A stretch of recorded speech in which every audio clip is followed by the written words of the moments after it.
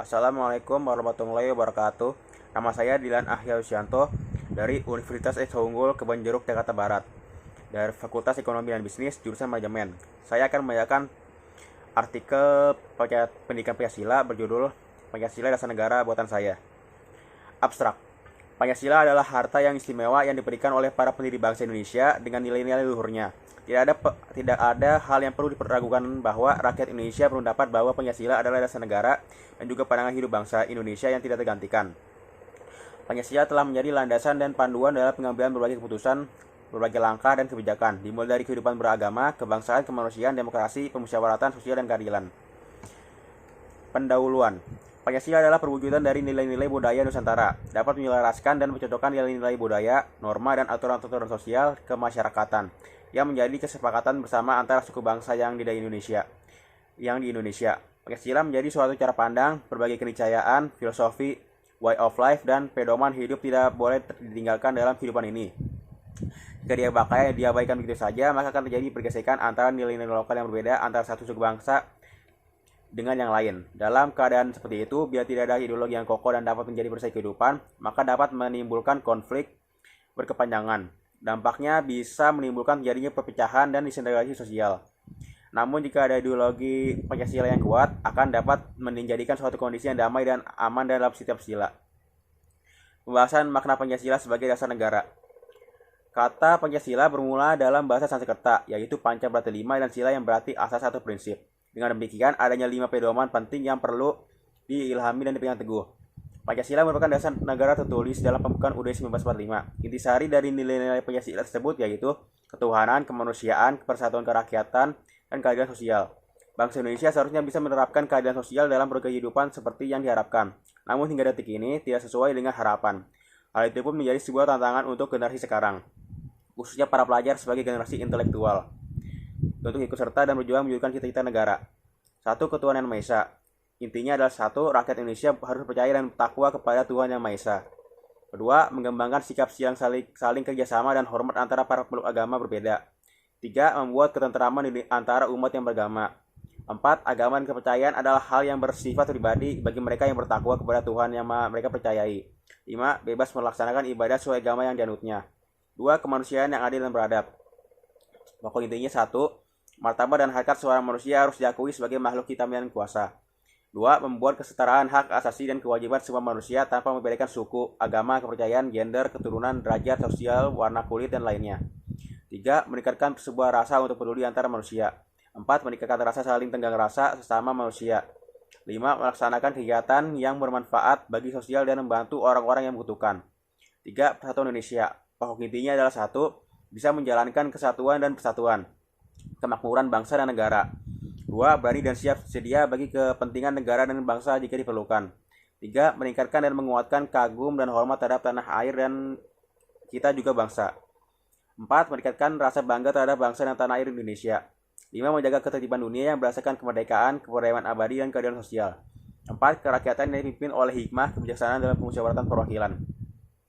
Satu, semua warga Indonesia memiliki derajat yang dan hak asasi yang tidak jauh berbeda.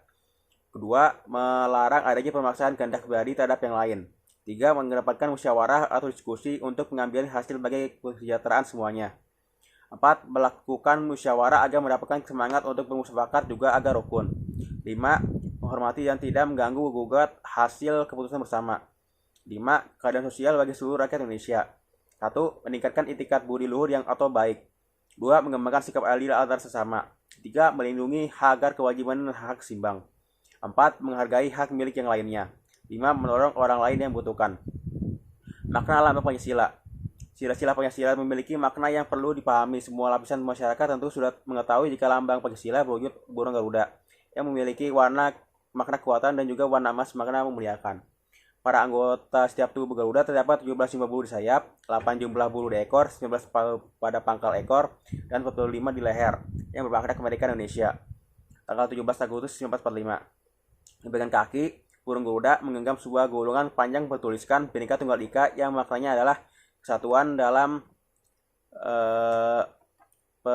keragaman atau berbeda-beda satu. Pada bagian dada terdapat perisai dengan 5 lambang sila. Masing-masing memiliki maknanya sendiri. Satu, sila pertama.